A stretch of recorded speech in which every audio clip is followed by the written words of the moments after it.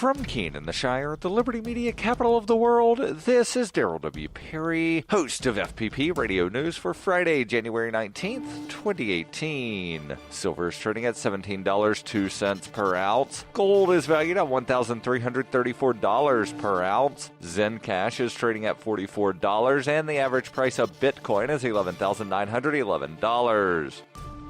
Antiwar.com reports FISA's Section 702, which the NSA has been using for warrantless surveillance of Americans' internet communications, has been renewed with a 65-34 vote in the Senate on Thursday, following up a similar passage in the House last week and moving it to the White House for President Trump to sign, likely on Friday. The controversial surveillance scheme was passed almost entirely as it was previously written, with no serious reforms making it into the final bill. One minor provision requiring warrants related to ongoing crimes was added, though for Americans not involved in crime, warrantless surveillance will remain the norm. Technically speaking, the NSA is not considered to be eavesdropping directly on Americans, but rather eavesdropping on the entire planet, and then having incidentally captured the communications of Americans is then allowed to rummage through them without a warrant. Congressional leadership largely shrugged off calls for reforms on the grounds of national security, and complaints about the system being built on abuse were largely forgotten in efforts to renew it before the previous version expired.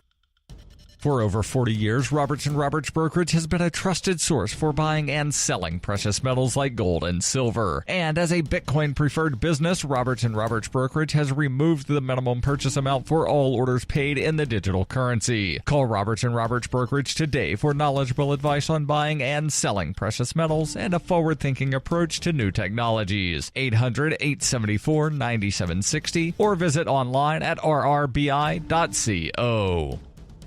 UPI reports prosecutors dropped charges Thursday against more than 100 protesters arrested during the presidential inauguration, according to court documents. The U.S. Attorney's Office in the District of Columbia made the decision to drop the mostly felony charges after 6 defendants were found not guilty last month. Prosecutors are continuing cases against 59 defendants. The U.S. Attorney's Office said they were dropping the 129 cases so that it can focus its efforts on the smaller core group whom they believe is most responsible for the destruction and violence that took place on Inauguration Day. Called out for individual acts of vandalism, violence, and destruction, prosecutors allege that the protesters engaged in black bloc tactics on January 20th of last year during President Donald Trump's swearing in, causing damage to vehicles and property. 6 police officers were also hurt during the riots as they exchanged flashbang explosives with protesters hurling rocks and firecrackers at them. They said the protest resulted in more than $100,000 in damages across Washington, D.C.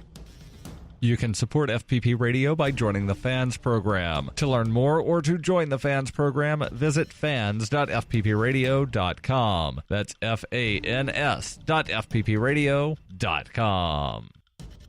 Reuters reports the U.S. Supreme Court on Thursday blocked a lower court's order for North Carolina to rework its congressional map because Republicans violated the Constitution by drawing electoral districts intended to maximize their party's chances of winning. The conservative majority court granted a bid by Republican legislators in North Carolina to suspend the January 9th order by a federal court appeal in Greensboro that gave the Republican-controlled General Assembly until January 24th to come up with a new map for U.S. House of Representatives districts. 2 liberal justices, Ruth Bader Ginsburg and Sonia Sotomayor, objected to the High Court's actions. The Supreme Court's decision to stay the order reduces the chances that the current district lines will be altered ahead of the November midterm congressional elections. The court offered no reason for its decision. The 3-judge panel ruled that the Republican-drawn districts violated the U.S. Constitution's guarantee of equal protection under the law by intentionally hobbling the electoral strength of non-Republican voters. 2 of the 3 judges also said the plan ran afoul of the Constitution's First Amendment by discriminating based on political belief and association. Those judges on Tuesday refused to put the ruling on hold. North Carolina's congressional maps were challenged in 2 lawsuits by more than 24 Democratic voters, the North Carolina Democratic Party, and other groups. Under current North Carolina congressional boundaries, Republicans won 10 of the 13 House districts in 2016, despite getting just 53% of the statewide vote. The U.S. Supreme Court is currently examining 2 other cases from Wisconsin and Maryland involving claims that electoral districts were manipulated